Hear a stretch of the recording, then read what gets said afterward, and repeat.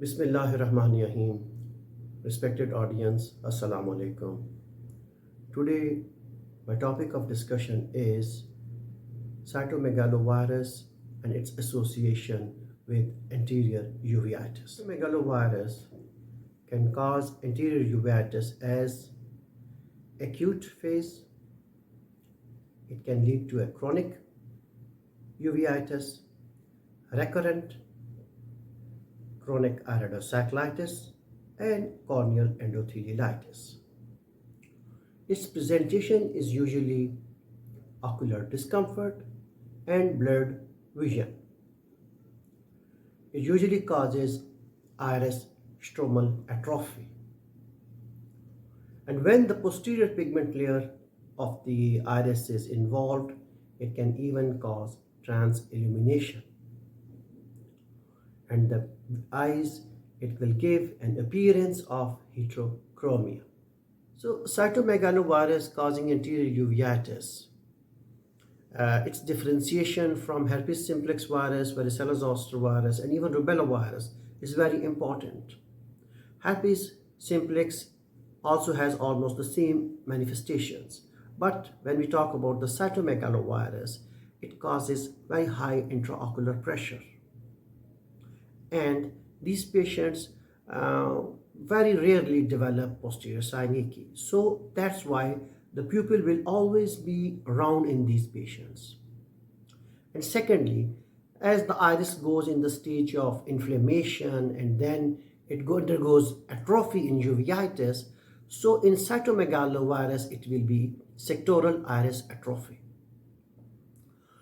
The only problem which should be considered in mind when dealing with these patients, apart from the control of inflammation, is that this virus can damage the endothelial cells. And once the endothelial cells is damaged, then corneal decompensation will happen. And the second thing to be kept in mind is the glaucoma. So these patients also, because the intraocular pressure sometimes goes up to 50 in cytomegalovirus, so it's very important to differentiate these from the herpes simplex virus.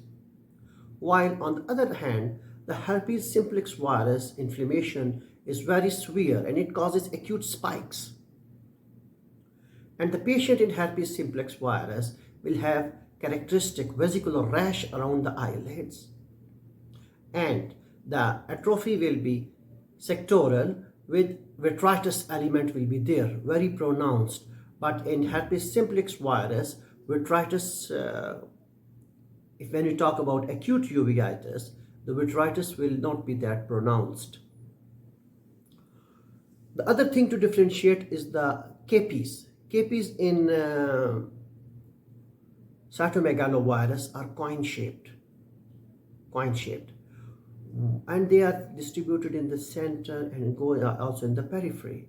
But when we talk about the herpes simplex virus or varicella zoster virus, the capes are distributed along the Arles triangle. Varicella zoster virus, dermatological, trigeminal nerve dermatomes are involved, and pseudodendrites are there. But its iris atrophy is spiral. And it develops posterior synecdoche. So varicella zoster virus and herpes simplex virus, because of posterior synecdoche develop, will have eccentric pupils. The main complication we are dealing in cytomegalo, which is our topic of discussion today, is the glaucoma.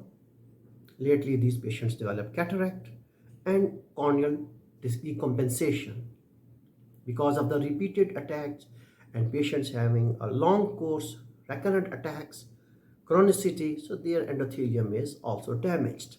So these were the clinical features to differentiate different types of the viruses and causing anterior uveitis.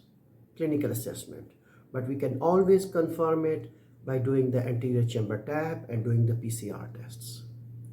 Polymerase chain reaction will accurately tell us that which type of virus is there, and it will be a confirmatory test. But sometimes the amount of the virus is so low that another test is that is Goldman-Whitmer coefficient that can also be applied. But usually, practically, we apply PCR tests. Now, the other thing is the treatment of these patients.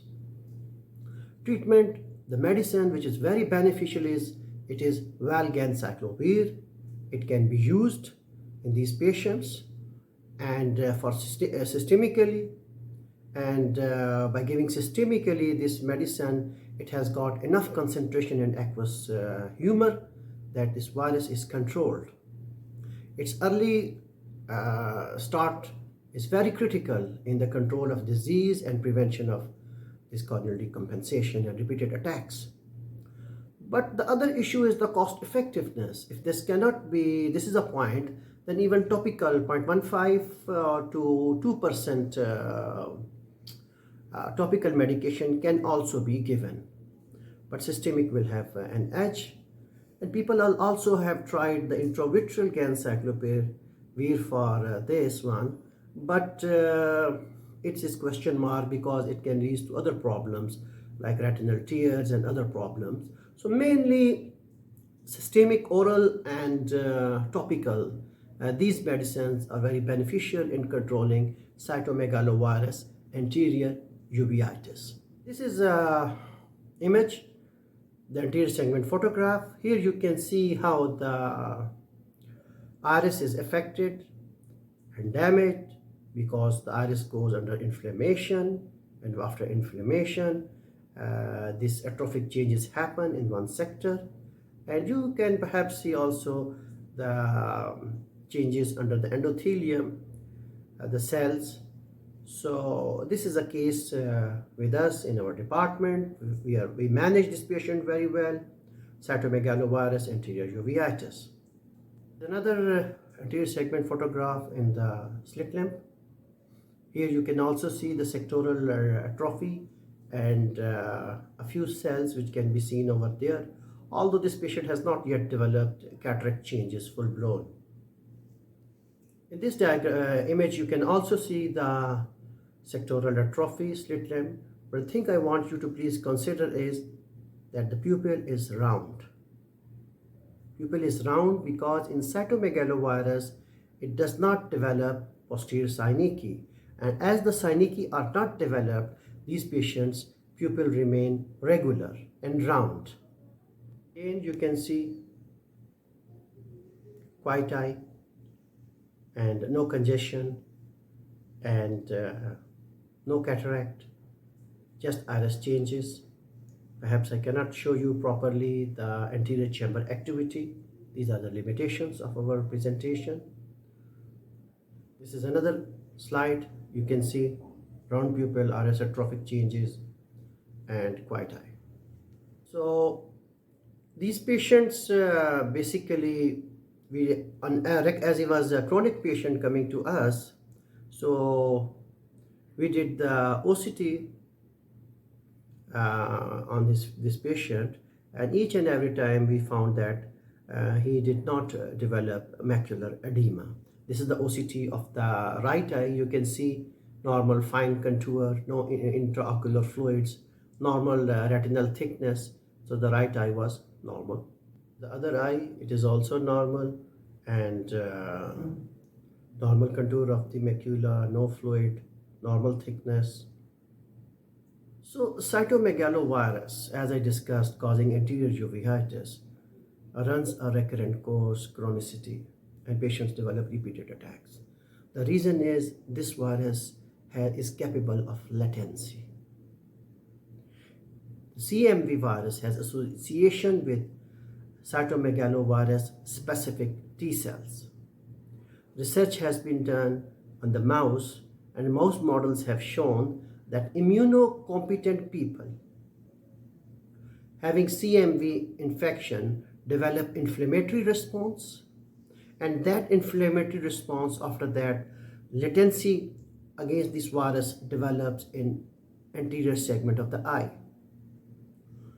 After systemic infection with CMV virus, viral stained antigens have been found in the anterior segment, in iris and ciliary body, and even choroid and cornea, and they go over there, and these viruses replicate over there. CD8 and T cells in eyes lead to CD8 T cells in the eye lead to memory T cells, and these cells play an important role in the latency. Patient gets treatment, he settles down, these viruses again get activated, and the disease is manifested again. Even in day 22, 50 days after this infection, CD45 cells were found in the frontal lobes of the mouse models, showing latent infection. So this is a disease like other viruses as we talk, herpes simplex, zoster. It has the capacity to go latent and then become evident and showing the manifestations. So this is the problem with this disease, is that it is controlled, but its virus stays over there and stays under latency, to be shown later on. This was the topic of discussion today, and